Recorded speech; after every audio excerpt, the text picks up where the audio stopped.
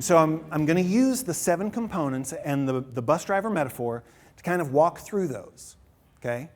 There's 7 components. We're going to wind up spending a lot more time on component 1 than we do on the others, because there's things that you're going to do with every single component along the way. I'm going to use component 1 to explain them.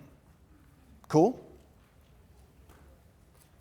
But you need to know where to get this stuff, because remember I told you drink it from a fire hose, right? Okay. This address you need to write down. Okay, out of curiosity, how many of you would characterize yourselves as visual learners? Okay, brilliant.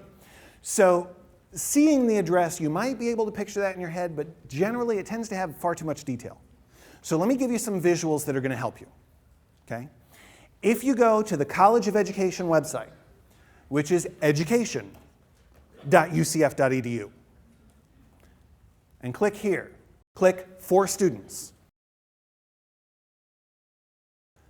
That'll take you to this page. Okay? From here, you want to click on Clinical Experiences. Click that. It'll take you to the Clinical Experiences page. Find Internship 2 students in the header. Click that, and then on the menu that pops up on the side, click Teacher Work Samples. And it'll take you to the Teacher Work Sample page. A couple of things about this web page. This web page is the primary source for information on the Teacher Work Sample. Now, I made sure to really walk through that whole process and to give you time to write down that address, because if you can't find the Teacher Work Sample web page, none of the other stuff in this file is going to help you, right? But if you can get to the Teacher Work Sample web page, there's a whole list of resources. First, the guidelines and directions and the rubric that are in your syllabus are printed separately on the web page, so you can go to them directly. Personally, paper copies of stuff always drives me crazy. I need it digitally or it doesn't work for me. So there it is. Then under the primary supporting materials, I've got all kinds of things for you. There's a template. It's a Microsoft Word document where you open it up, where it says begin your compository or begin your reflective content here. You type your reflective content. Like, it's very self-explanatory. Where you need a bullet list of items, that file has a bullet list of items. Where you need a table, that file has a table. So that can be very helpful. It also has the TWS Graph Maker, which I'll talk about in a second. Has these seminar slides. Now, what you don't see here is I haven't thrown a whole lot of text up there yet, have I? That's all on the hidden slides. So all the text that you need to read to remind yourself of what we've talked about is in that PDF file of the slides that's hosted on the website. It is about a 7 meg file, so it's a little bit big, but it's also kind of graphics intensive, so you do what you can. There's also some frequently asked questions, and then an example teacher work sample. I'll show you that in a little bit at the end of component 1. The example teacher work sample with and without comments. All that stuff, that is the stuff that's going to tell you how to do this and give you all the pointers you need. So, everybody feel a little bit better about drinking from the fire hose right now? You don't have to catch it all, but I really want you to focus in on the high points. Can you do that for me? All right. Now, remember I said TWS Graph Maker, right? How many of you love graphs? Sweet, data geeks. How many of you see something like this and have a panic attack? Yes, outstanding. I've got your back. It's cool. I'm a big enough data geek that I don't have to make you do any of this stuff. Okay? So the teacher work sample Graph Maker. The Graph Maker, you could even go home and download it today. You want to use it from day one. Right now, I'll tell you about this spot. This is where you put information about yourself. Pretty self-explanatory, right? But I want to use this spot to explain how the Graph Maker's laid out. See, there's explanatory notes all over the document. Please read them. Just as a small favor to me. The gray boxes above where you fill stuff in gives you instructions on what goes in those boxes, right? So if for example, the TWS ID, if you roll over that, it gives you a note explaining how the TWS ID is put together. Basically, it uses 3 letters of your last name and your first initial. So I'm Matt Lavery, so my TWS ID is Lavem, right? Whether you're getting a bachelor's or master, a 4-letter program code, there's a rollover note for that, and there's also a slide in the PDF that you can look at that has all those. The year, the semester, and then the section of internship that you're registered for. That stuff comes off of my UCF. Pretty clear, right? Not scary? All right, rock on. Let me tell you a note about the GraphMaker. You must upload the GraphMaker with your final teacher work sample. Now, the GraphMaker is designed to make your life as easy as possible. It really, really is. All the graphs that you need to include in your teacher work sample are produced automatically by the GraphMaker. All the graphs that you might want to include in the teacher work sample are produced automatically by the GraphMaker. The GraphMaker is designed to work with any version of Microsoft Excel 97 or later on a Windows machine or a Mac. In order to give it that capability, in order to give it that backward compatibility and flexibility, platform flexibility, it has to use formulas that only Excel has. So it won't work on iWorks numbers or whatever the one is that comes with your Mac. It's free, but it doesn't work with that. It doesn't work with OpenOffice, and if you're using, is Lotus 123 still around? I don't even know.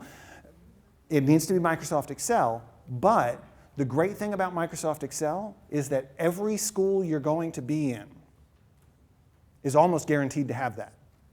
And if they don't, we've got it here for student use. Come to a lab, you're golden.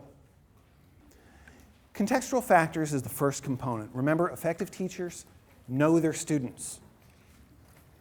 Contextual factors is the first component because the context is always first. How many kindergarten folks do we have in the room? Okay, sweet. How many high school folks do we have in the room? Okay. Now, if you don't think that contextual factors matter, all you high school folks, please hand your lesson plans to the kindergarten folks, kindergartners. You want to do that?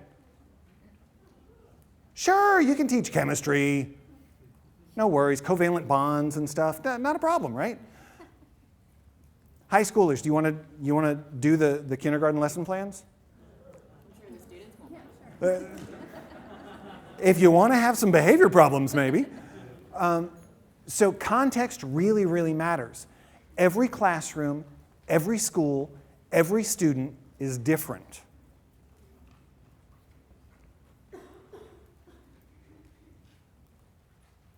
This is how you know where to pick them up. See, the bus metaphor is such a great metaphor. Bus drivers have this flexibility, right? That's my bus stop. Be there or you're not going to school. Wouldn't that be great flexibility to have? This is where we're starting. I'm sorry that you don't have this material mastered yet, but this is where we're starting. Catch up if you can. Doesn't that just sound mean? Even though I'm trying to say it in a pleasant way, it sounds mean. The bus driver sets a bus stop. We have to go to wherever the kids are to pick them up.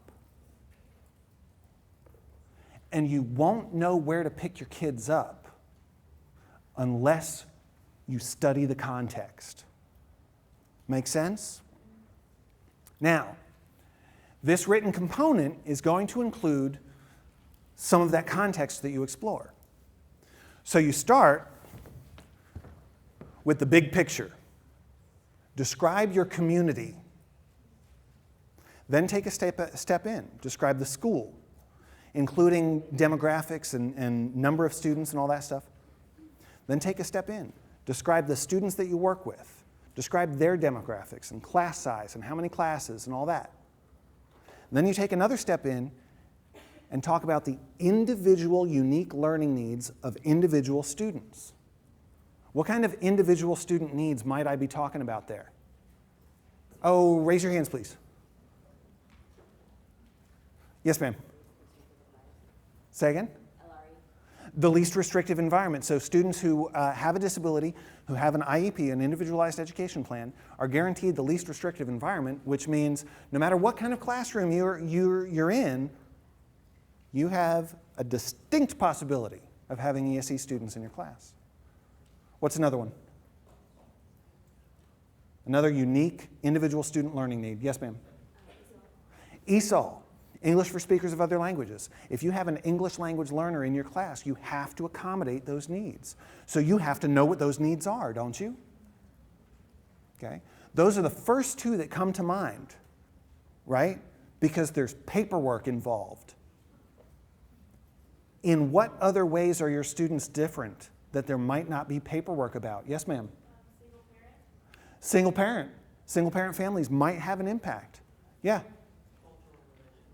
Culture, religion, any sort of cultural background might have an impact on how things operate in your classroom.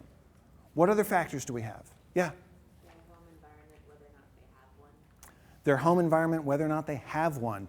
Families in transition is the new key phrase.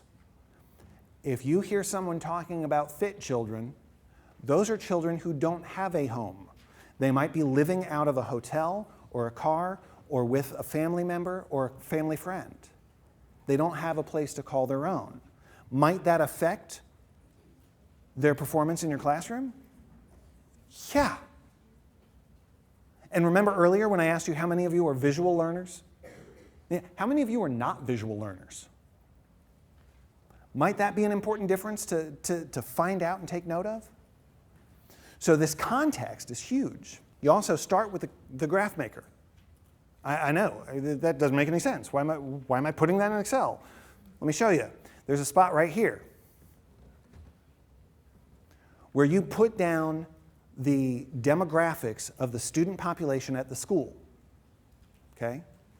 Now, admittedly, this is one of the difficult pieces of information for some candidates to find.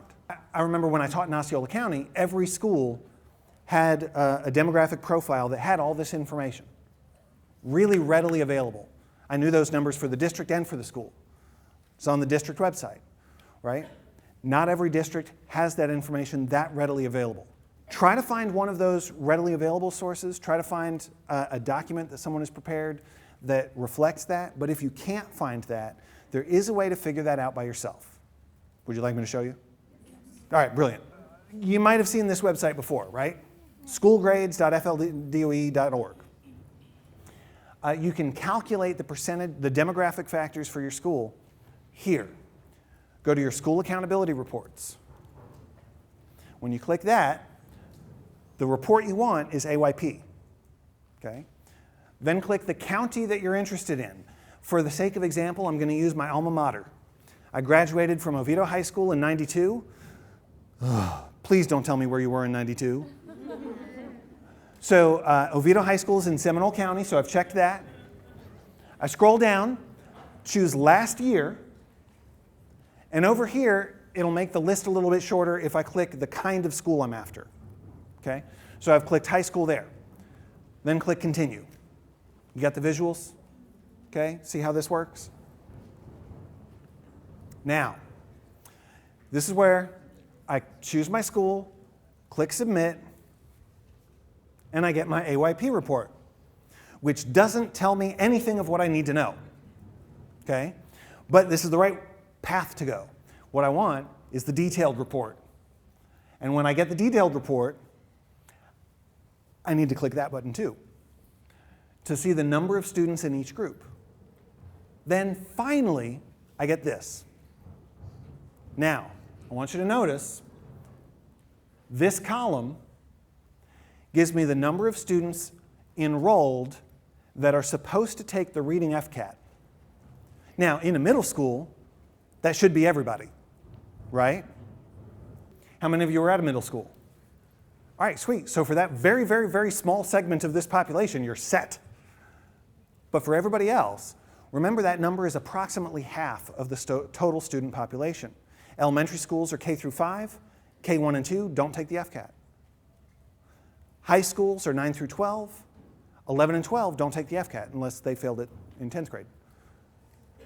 So these numbers are approximate, But all you have to do is take the number in one of your demographic subgroups, divide by the total, multiply by 100.